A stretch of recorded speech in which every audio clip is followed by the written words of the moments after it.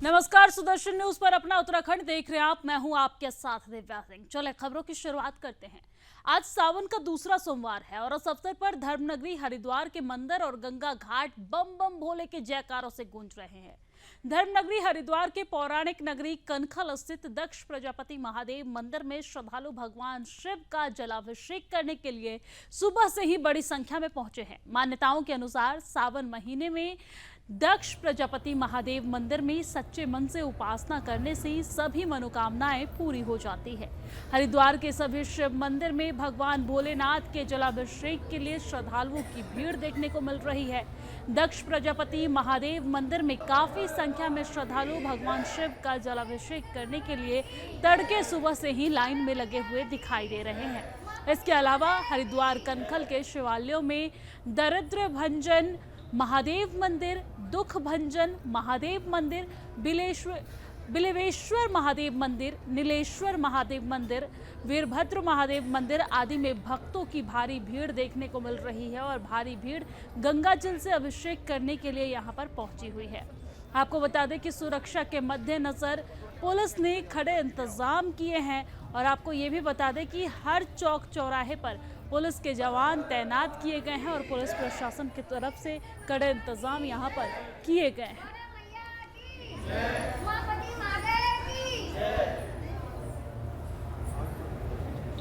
कावड़ तो कहाँ कहाँ से लोग लाते ही हैं और लोकल लोगों का भी यहाँ आने का बहुत महत्व है। पूरे सावन के सोमवार में यहाँ पे बहुत अच्छा मेला लगता है, सब लोग यहाँ पे आते हैं, सबकी बहुत आस्था यहाँ से जुड़ी हुई है। यहाँ पर बहुत अच्छा महसूस होता है और सबकी सारी मनोकामनाएं पूरी होती हैं। हाँ जी, ये उनका ससुराल है और ये कहा जाता है कि सती माता ने जो अपना आत्मदाह है वो भी यहीं पे किया था, तो यहीं पे शिव जी जो है पूरा एक महीना, सावन के महीना यहीं पे विराजमान रहते हैं।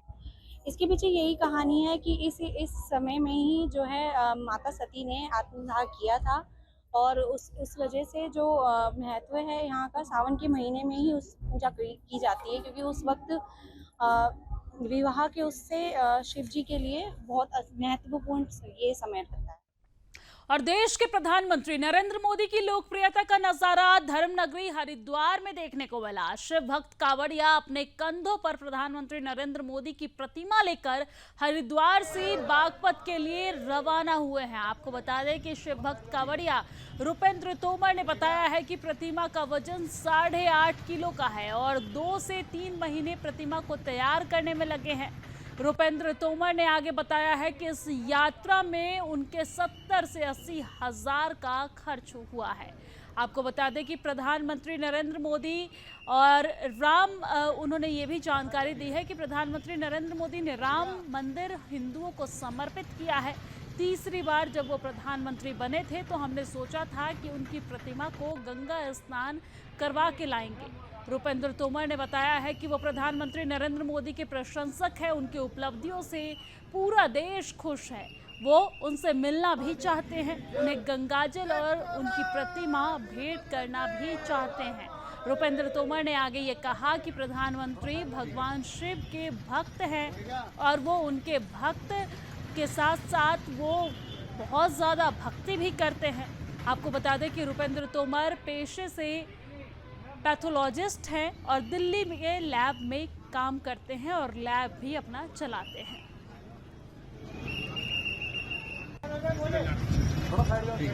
तो मैं और सोनू, हम दोनों भाइयों ने ये निश्चय करा था कि जब राम मंदिर हिंदुओं को समर्पित मोदी जी ने करा था और मोदी जी तीसरी बार प्रधानमंत्री बने थे, तो हमने सोचा था कि गंगा स्नान करा के हम इनको जरूर लेके आएंगे बस। और इससे ज़्यादा हमने इस बारे में कुछ नहीं सोचा, बस डायरेक्टली हमारे मन में जो ख्याल आया हमने इसको पूर्ण कर दिया।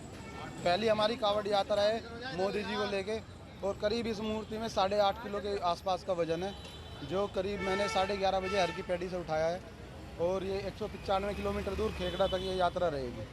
ये भी हमारे साथ है, भगवान शंकर और मोदी जी दोनों हमारे साथ हैं, क्योंकि मोदी जी भगत तो भगवान शंकर के ही हैं। ये दिल्ली कराई थी और इसमें करीब 2 से ढाई महीने का खर्चा, 2 से ढाई महीने का समय लगा था और जो हमारी पूरी ये कावड़ यात्रा हमने निकाली है, इसमें हमारा करीब 70 से 75 हजार रुपये का खर्चा है। और चलिए अब आगे बढ़ते हुए बात रामनगर की करेंगे। रामनगर में रविवार की देर रात काशीपुर मार्ग पर कार और बाइक की भिड़ंत में बाइक सवार 2 युवक गंभीर रूप से घायल हो गए। दुर्घटना में घायल हुए एक बाइक सवार युवक की जहां तक दर्दनाक मौत हुई तो वहीं दूसरी तरफ एक युवक गंभीर रूप से घायल हो गया है। आपको ये जानकारी दे दें कि ग्राम पिरुमदारा निवासी विनोद मेहरा अपने दोस्त ग्राम बसई निवासी कौशिक मनोला के साथ अपनी बाइक से रामनगर किसी काम के लिए आ रहे थे। मिली जानकारी के मुताबिक इसी बीच रिलायंस पेट्रोल पंप समीप किसी अज्ञात कार चालक ने बाइक पर टक्कर मार दी और जिसमें दोनों बाइक सवार युवक गंभीर रूप से घायल हो गए, जिन्हें उपचार के लिए रामनगर के सरकारी अस्पताल में लाया गया, जहां चिकित्सकों ने प्राथमिक उपचार के बाद दोनों घायलों की हालत गंभीर होने के चलते उन्हें हायर सेंटर रेफर कर दिया, जहां काशीपुर के एक निजी चिकित्सालय में विनोद मेहरा की मौत हो गई, जबकि घायल कौशिक बनोला का उपचार चल रहा है। घटना के बाद मृतक के परिजनों में जहां एक और कोहराम मचा हुआ है, तो वहीं पुलिस ने मृतक के शव को कब्जे में लेकर पोस्टमार्टम के लिए भेज दिया है।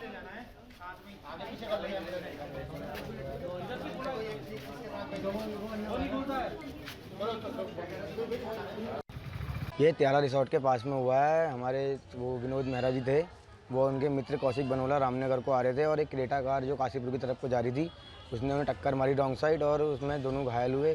फिर हम ब्रिजेश लेके गए, ब्रिजेश में डॉक्टर नहीं थे तो सरकारी में उनका वो करवा के फिर काशीपुर ले गए। काशीपुर में जाते हुए विनोद मेहरा जी की डेथ हो गई और कौशिक बनोला जी सवोता हॉस्पिटल में एडमिट हैं, वो अभी थोड़े सही हैं।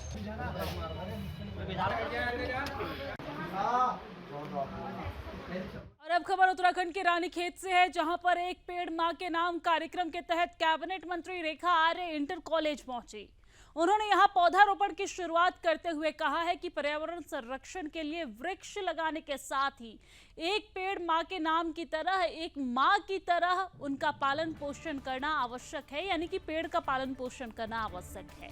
इस दौरान उन्होंने लोगों की समस्याओं को भी सुना और निस्तारण के लिए अधिकारियों को निर्देशित भी किया। कैबिनेट मंत्री रेखा आर्य ने कहा कि एक पेड़ मां के नाम कार्यक्रम 15 अगस्त तक चलेगा, जिसके तहत प्रति बूथ 50 वृक्ष लगाए जाएंगे। आपको बता दें कि उन्होंने वृक्ष पौधे के संरक्षण व संवर्धन पर जोर देते हुए कहा कि जिस प्रकार एक मां अपने बच्चे के पालन पोषण करती है, उसी प्रकार वृक्ष पौधों का भी संरक्षण जरूरी है। उन्होंने कहा है कि जलवायु परिवर्तन के खतरों से पेड़ पौधे का बचाव कर सकते हैं।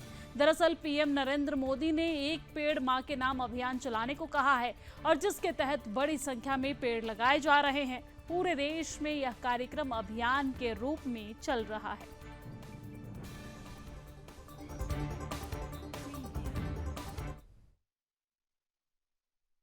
प्रधानमंत्री जी ने आज मन की बात के कार्यक्रम में भी और पूर्व में भी एक पेड़ मां के नाम हर भारतवर्षी से और साथ ही हर कार्यकर्ता बंधु से ये अपील की है कि अपनी मां के नाम पर एक पौधा रोपित करते हुए अपने मां को समर्पित करें, क्योंकि जिस प्रकार से एक मां पूरे जीवन भर जब तक जीवित रहती है अपने परिवार को बस देती ही रहती है, समाज को देती ही रहती है और उसकी जो उसका जो लालन पालन इत्यादि देख रेख है वो पूरे समर्पण के साथ होता है। ठीक इसी प्रकार से एक पेड़ का भी जीवन पूरी तरीके से एक एक व्यक्ति के लिए जो है वो समर्पित रहता है, चाहे फल के रूप में हो, छाँव के रूप में हो, ऑक्सीजन के रूप में हो या वायुमंडल को संतुलित करने के रूप में हो, तो पेड़ का योगदान रहता है। तो प्रधानमंत्री जी की यह अपील कि एक पेड़ मां के नाम लगाते हुए निश्चित रूप से हर एक व्यक्ति, हर एक भारतीय, हर एक कार्यकर्ता प्रकृति से जुड़े और सावन माह से बेहतर मैं समझती हूँ कोई महीना ऐसा हो नहीं सकता, कोई दिन ऐसा नहीं हो सकता। और आज रानीखेत संगठन की दृष्टिकोण से जनपद में आने का आज मौका मिला। संगठन का मैं बहुत धन्यवाद करती हूँ कि उन्होंने मुझे रानीखेत का प्रभारी बनाया, एक पेड़ मां के नाम के कार्यक्रम का प्रभारी बनाया है और इस मिशन को लेकर आज बैठक भी की गई है और सम्मानित जिला अध्यक्ष और सम्मानित हमारे रानीखेत जिले के मंडल अध्यक्ष और सभी पदाधिकारी मौजूद रहे और निश्चित रूप से हर बूथ पे 50 पौधे लगाए जा रहे हैं। हर कार्यकर्ता ने एक पेड़ अपने मां के नाम लगाते हुए उसे सोशल मीडिया में भी, सरल ऐप में भी और नमो ऐप में भी उसे डाउनलोड करना है, ताकि उनके माध्यम से हर कोई व्यक्ति प्रेरणा ले और एक पेड़ मां के नाम लगाते हुए प्रकृति से जुड़ते हुए प्रकृति में जो समृद्धि आनी चाहिए उसे लेकर आए। उत्तराखंड की कैबिनेट मंत्री सुबोध उनियाल ने कांग्रेस पर व्यंग किया। उन्होंने कहा कि 2 उपचुनाव जीतने के बाद कांग्रेस अब मुंगेरी लाल के हसीन सपने देख रही है। वहीं उन्होंने कहा कि मंगलौर और बद्रीनाथ उपचुनाव में हार के कारण का हम मंथन कर रहे हैं और मंथन की स्थिति साफ हो जाएगी।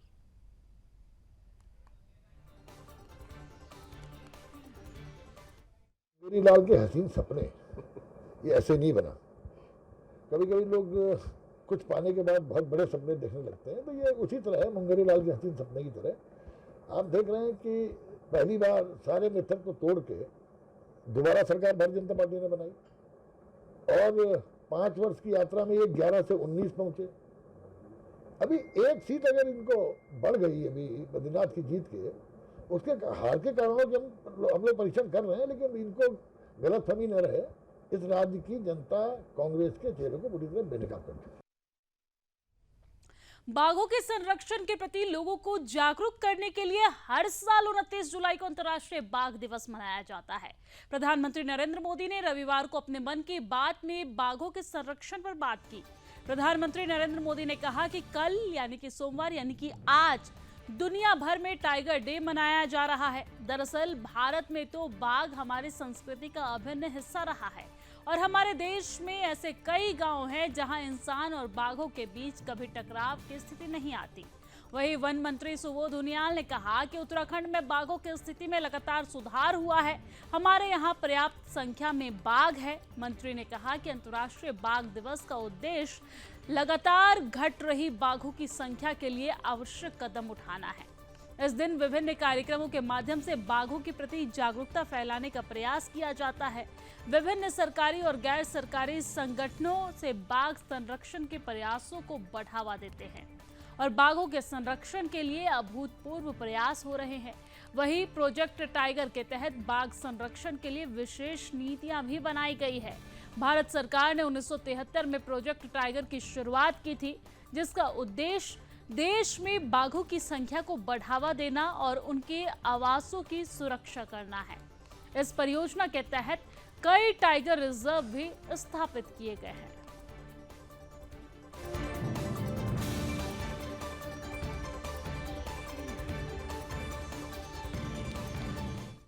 और अब चलिए आगे बढ़ते हैं। खबर गंगोत्री धाम से है। आपको बता दें, जहां 28 जुलाई की शाम को बूढ़े केदार क्षेत्र में 21 कांवड़ियों का एक समूह गंगोत्री से लौटते समय रास्ता भटक गया और टिहरी कंट्रोल रूम ने तत्काल एसडीआरएफ व पुलिस के साथ साझा किया। आपको बता दें कि वहीं SDRF sub inspector Deepak Joshi ने बताया कि उन्हें इस घटना की सूचना पहले से ही मिल गई थी और वो अपनी टीम के साथ मौके पर रवाना हो चुके थे। इस बचाव अभियान में बूढ़ा केदार क्षेत्र में कमांडेंट एसडीआरएफ मणिकांत मिश्रा के निर्देश पर भारी बारिश के बावजूद तैनात एसडीआरएफ रेस्क्यू टीम ने सभी 21 कांवड़ियों को भारी बारिश के बीच दुर्गम पहाड़ी मार्ग एवं उफनती नदी के किनारे से सुरक्षित बाहर निकाला। दरअसल कांवड़ियों का यह समूह, जिसमें 21 लोग शामिल थे, बूढ़ा केदार से करीब 3 किलोमीटर दूर झाला नामक स्थान पर फंसा हुआ था। इलाके में सड़कों की हालत खराब होने के कारण एसडीआरएफ टीम पैदल ही उस स्थान तक पहुंची। 29 जुलाई की सुबह एसडीआरएफ टीम प्रभारी सब इंस्पेक्टर दीपक जोशी ने जानकारी दी कि सभी 21 कांवड़ियों को सुरक्षित रूप से बचा लिया गया है। सभी कांवड़ियों को बूढ़ा केदार बस स्टैंड पर पहुंचाया गया, जहां उनके लिए खाने और रहने की व्यवस्था की गई है।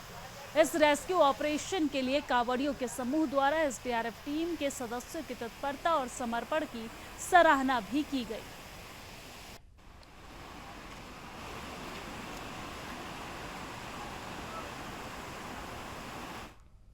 उत्तराखंड में तेज बरसात से लगातार नुकसान हो रहा है। हाल ही में टिहरी में बारिश के कारण कई जगहों पर भारी नुकसान हुआ है। साथ ही कई लोगों की मौत भी इस घटना में हो गई है। वन मंत्री सुबोध उनियाल ने बताया है कि सरकार बारिश के कारण आ रही आपदाओं से निपटने के लिए लगातार प्रयास कर रही है और इसके लिए केंद्र सरकार ने 1000 करोड़ रुपए भी राज्य सरकार को दिए हैं। लेकिन इस तरह की आपदाओं को रोकने के लिए लोगों को जागरूक होना बेहद जरूरी है। सभी को ज्यादा से ज्यादा पेड़ लगाने होंगे, जिससे पहाड़ मजबूत होंगे और ऐसी आपदाओं में कमी भी आएगी।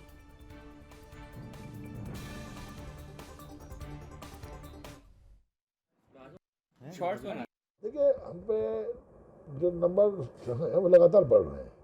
ये बात सही है कि एक चिंता का विषय ये है कि सर्वाइवल रेट जो है वो 30% है, और मेरा लगातार फोकस है कि जो हम पेड़ लगाते हैं उनका सर्वाइवल रेट बढ़े, जिससे निजी क्षेत्र में 70% के आसपास सर्वाइवल रेट है, और सरकारी विभागों में इसका रेट जो है वो 30% के आसपास है। इसको बढ़ाने की आवश्यकता है, और मेरा लगातार फोकस इसी पे कि सर्वाइवल रेट को बढ़ाया जाए।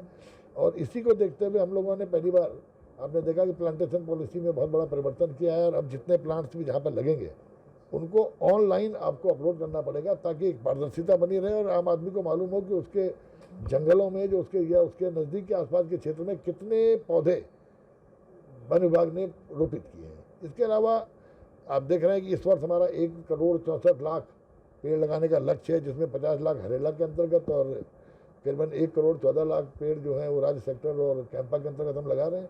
तो कुल मिलाकर के देखिए, मैंने आपसे कहा कि वनों को बचाना, क्योंकि ये वन केवल वन का सवाल, अस्तित्व का सवाल नहीं है, केवल ये वाइल्ड एनिमल्स के अस्तित्व का सवाल नहीं है, ये आज पूरी दुनिया के अस्तित्व का सवाल है। जिस तरह से ग्लोबल वार्मिंग, ग्लेशियर्स का लगातार पिघलना, और जिस तरह आपने देखा कि टेम्परेचर लगातार बढ़ रहा है, इसके लिए ज़रूरी है कि हम लोग वनों के प्रति हमारे अंदर एक संवेदनशीलता है। और यही कारण है कि हम जब से सरकार हमारी बनी, हम लगातार कम्युनिटी इन्वॉल्वमेंट, जन सहभागिता, क्योंकि बिना जन सहभागिता से आप इस लड़ाई से जीत नहीं सकते। तो हमारा फोकस ही इस जन सहभागिता पे, और हम इस समय जितनी रिफॉर्म्स कर रहे हैं वन विभाग में वो पीपल फ्रेंडली है, जनता के साथ दोस्ताना रिफॉर्म्स है, ताकि जनता का भी जन वनों के प्रति एक दोस्ताना व्यवहार बने और हम वनों को बचाने में सफल हों। शॉर्ट्स बना रहे भाई ये बात तो बोलते नहीं, सवाल ये इतने मैं तो कह रहा हूँ। और चलिए इसी बीच आपको सीधा लिए चलते हैं लखनऊ, जहां पर मुख्यमंत्री योगी आदित्यनाथ क्या कुछ कह रहे हैं, पहले वो सुनवाते हैं। 60% भर्ती हुई है, 60% से अधिक भर्ती हुई है। 69,000 शिक्षकों की भर्ती पर लोग प्रश्न खड़ा करते हैं। 69,000 नहीं, हम लोगों ने 1,25,000 भर्ती बेसिक शिक्षा परिषद में शिक्षकों की और 69,000 जिन शिक्षकों की भर्ती के बारे में प्रश्न खड़ा किया जाता है, ये समाजवादी पार्टी के वही मोहरे हैं जो लोग 86 में से 56 एक ही परिवार और एक ही जाति विशेष के लोगों को भरने का काम किए थे। वे लोग आज प्रश्न खड़ा करते हैं। 69,000 शिक्षकों की भर्ती में, बहनों और भाइयों, अगर केवल 27% ओबीसी के आरक्षण के हिसाब से भर्ती होती तो भर्ती होती 18,200, लेकिन भर्ती कितनी हुई? 31,500। 31,500। उन्हें इस बात की चिंता है कि ओबीसी समाज अपनी बुद्धि से, अपने बल से, अपने पौरुष और पराक्रम से इतनी अधिक सीटें क्यों प्राप्त कर गया, और इसलिए इसे विवादित करना है, इसके लिए उन्हें बदनाम करना है, इसके लिए तमाम षड्यंत्र करने, इसके लिए तमाम प्रकार की साजिशें रची जाती हैं। मैं पूछना चाहता हूं, पश्चिमी उत्तर प्रदेश हो या पूर्वी उत्तर प्रदेश, 2006 में भारतीय जनता पार्टी के एक विधायक कृष्णानंद राय की हत्या हुई थी गाजीपुर जनपद में, और गाजीपुर जनपद के साथ के उस हत्याकांड में कृष्णानंद राय के साथ मरने वाले लोग कौन थे? उनके साथ, उनकी सुरक्षा के साथ जुड़े हुए जो लोग थे, उनमें एक रमेश पटेल थे। क्या ये ओबीसी समाज से नहीं थे क्या? इनके साथ एक रमेश यादव भी थे, क्या वे ओबीसी समाज से नहीं थे क्या? ऐसे ही तमाम अन्य लोग थे। कोई सम यादव भी थे, क्या ओबीसी समाज से नहीं थे क्या? यानी भारतीय जनता पार्टी के साथ हो गए तो इसका मतलब उन्हें आप ओबीसी में नहीं गिनेंगे। मैं पूछना चाहता हूं, राजूपाल की हत्या प्रयागराज में जिस माफिया ने की थी, क्या ये राजूपाल ओबीसी समाज से नहीं थे क्या? उमेश पाल, क्या ये ओबीसी समाज से नहीं थे क्या? फिर इन माफियाओं को गले से लगाने वाले लोग कौन थे? और समाजवादी पार्टी के लोग इन माफियाओं को गले से लगा करके प्रदेश। और लखनऊ से सीएम योगी आदित्यनाथ को सुन रहे थे आप। चलिए आगे बढ़ते हैं। मामला पचवादून क्षेत्र के थाना सेलाकुई का है, जहां पर सेलाकुई थाना प्रभारी ने पूर्व सैनिक को थप्पड़ जड़ दिया। मामले पर पूर्व सैनिक का कहना है कि हमारे क्षेत्र में कुछ लड़के लड़कियां गलत काम करते नजर आए, इसके बाद हम उनको थाना ले गए, लेकिन थाना प्रभारी ने हमारी शिकायत पर उन पर कार्रवाई न कर उल्टा पूर्व सैनिक को ही थप्पड़ जड़ दिया। इतना ही नहीं, पूर्व सैनिक ने आरोप लगाया कि थाना प्रभारी ने सेलाकुई सैंकी कुमार के द्वारा लगातार क्षेत्र में गलत कार्य भी करवाए जा रहे हैं। वहीं जो लोग शिकायत लेकर जाते हैं उल्टा उनको ही मारपीट उनके साथ की जाती है और गाली गलौज भी किया जाता है और उल्टे मुकदमे में फंसाने की धमकी देकर वहां से भगा दिया जाता है।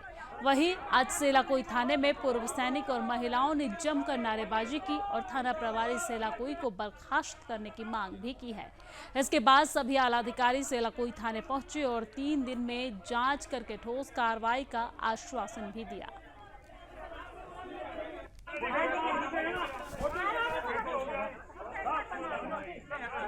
तो थाना जो सेलाकुई है, यहाँ पे जो थाना इंचार्ज है ये बिल्कुल ठीक बंदा नहीं है। यहाँ पे कम से कम 50 और 100 लोगों की कंप्लेंट है कि ये इस तरह की हरकतें करता रहता है। किसी को थप्पड़ मार दिया, किसी को बदतमीजी कर दी। और कल का जो प्रकरण है हमारा, वो हम दो लड़के थे, एक लड़की थी, उसको वहाँ से लाए कि ये अनऑथराइज काम कर रहे हैं, पुलिस के हवाले किया। उसके बाद पुलिस ने हमें यहाँ बुलाया। यहाँ बुलाने के बाद थाना इंचार्ज सैंकी कुमार ने मेरे को बोला कि तू अपनी औकात में रह, और उसके बाद मेरे को थप्पड़ मारा। क्या ये हम पूर्व सैनिक हैं और हमें इस तरह का थप्पड़ मारा जा रहा है? क्या ये सैन्य है? और आज फिर पुलिस अधिकारी मैनेज की बात करते हैं कि मैनेज करो आप। हम कब तक मैनेज करते रहेंगे? हमने 24 साल 30 साल मैनेज किया, भारत माँ की सेवा की, और आज यहाँ सेवानिवृत्ति के बाद भी हम समाज की सेवा कर रहे हैं, मगर समाज की सेवा का हमें ये फल मिल रहा है। किया, उसके बाद पुलिस जबरदस्ती लड़की से बुलवा रही है कि उसके साथ गलत काम हुआ है, और लड़के का शर्ट फाड़ के जानबूझ के पुलिस यहाँ लेके आई और बोलिए कि तुम ऐसा ऐसा बोलो। ये पुलिस ने करवाया और लड़की को भड़का के जानबूझ के बुलवा रहे हैं कि तुम ऐसा ऐसा बोलो। और ये यहीं के प्रेजेंस में, मेरे प्रेजेंस में हुआ। मेरे प्रेजेंस में निरंजन सर को थप्पड़ मारा गया है। मैं वही प्रेजेंट था। मुझे मेरे पिताजी को बाहर करके अंदर उनको थप्पड़ भी मारा गया है, मेरे सामने मारा गया है। और ये सीसीटीवी फुटेज अभी यहाँ पे पेश किया जाए। देखिए, ये पूर्व सैनिकों की एक समिति यहाँ पर अपनी शिकायत लेके आई थी। उनके द्वारा थाने की कार्यप्रणाली और एसओ के ऊपर मारपीट का आरोप लगाया गया है। इसके बाद उनके द्वारा मुझे ज्ञापन दिया गया, तो ज्ञापन में मैंने उनको ज्ञापन ले लिया है और उसमें जांच के लिए वरिष्ठ अधिकारी से जांच अधिकारी नियुक्त करने के लिए आग्रह किया गया है। इसके बाद इसमें जांच होगी और जांच के बाद जो भी जांच का निष्कर्ष होगा उसके बाद अग्रिम कार्रवाई की जाएगी। किन प्रकरणों में जो तहरीरें आई हैं थाने से? हाँ, देखिए, ये जो व्यक्ति आए थे इनके विरुद्ध भी थाने पे कंप्लेंट आई है, उसमें भी जांच चल रही है।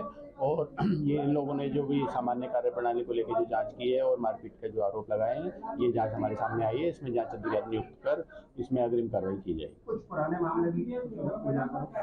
हाँ, देखिए, जैसे मैंने बताया कि सामान्य जो यहाँ पर जो सामान्य कार्यप्रणाली है, नशे का प्रचलन जो बढ़ रहा है और जो गुंडागर्दी कुछ बढ़ रही है, इस मामले की उन्होंने शिकायत की है, उसका संज्ञान मेरे द्वारा लिया गया और उस पर त्वरित कार्रवाई की जाएगी। क्या आश्वासन दिया है?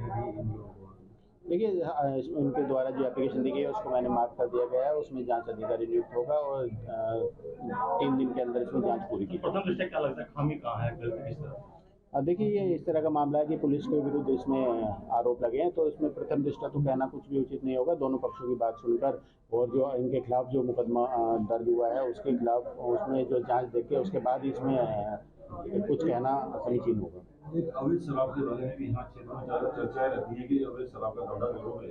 हाँ, देखिए, यही वार्ता इन लोगों से की गई है। मैंने अपना नंबर इन लोगों को दिया गया है कि अगर थाना, वैसे तो थाने ने काफ़ी कार्रवाई इसमें स्मैक में यहाँ पर की है, इसके अलावा अगर और कार्रवाई की आवश्यकता है तो मैं बाहर से भी टीम भेजकर उसमें और तेजी गति से कार्रवाई करूँगा।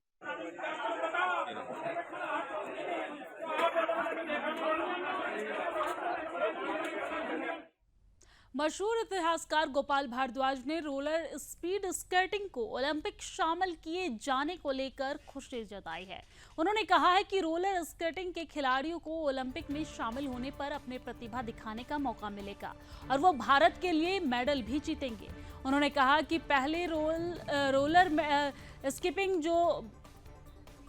स्कीटिंग जो मेडल है वो भी जीतेंगे और उन्होंने साथ ही ये भी कहा कि पहली रोलर स्पीड स्केटिंग विश्व चैंपियनशिप 1937 में इटली के मोन्जा में आयोजित की गई थी। अगले वर्ष लंदन में 1938 टैक रोलर स्पीड स्केटिंग विश्व चैंपियनशिप की मेजबानी की और वही साथ साथ 1992 ओलंपिक ग्रीष्मकालीन खेल बार्सिलोना के क्रॉड स्केट्स पर खेला गया और जिसमें रिंक हॉकी एक प्रदर्शन खेल था। यह पहली बार जब रोलर स्केट्स पर एथलीटों ने ओलंपिक मंच पर प्रतिस्पर्धा की थी। इसमें मसूरी के Nand Kishore bamboo roller skating के चैंपियन थे, जिन्होंने 1992 में बार्सिलोना में रोलर स्केटिंग रेफरी की भूमिका निभाई थी। उन्होंने बताया कि 1975 में अपने 4 दोस्तों के साथ रोलर स्केट्स से दिल्ली तक सफर तय किया। तब उन्होंने करीब 320 किलोमीटर के सफर को रोलर स्केट्स में से 5 दिनों के अंदर तय कर लिया था। उन्होंने आगे ये भी कहा कि रोलर स्केटिंग में को ओलंपिक में शामिल होने से उनको भारत में रोलर स्केटिंग में ओलंपिक के प्रतिभाग करने जा रहे खिलाड़ियों को उन्होंने शुभकामनाएं भी दी।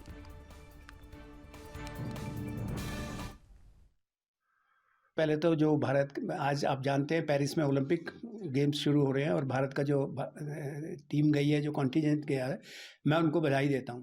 और मेरी बधाई देने का दूसरा कारण यह है कि आपको पता है रोलर स्केटिंग स्पोर्ट्स रही है। वैसे तो इंटरनेशनल लेवल पे हमारी टीम्स इंडिया की जाती रही है हमेशा पिछले 100 साल से, लेकिन अब ये इंट्रोड्यूस हो गया रोलर स्केटिंग और रोलर हॉकी वगैरह, रोड रेस, ये सब ओलंपिक्स में इस साल से इसका ऐड हो गया। इस साल से ये एक गेम हो गया, इसमें भी अब कंपटीशन होंगे और इसमें मेडल्स मिलेंगे।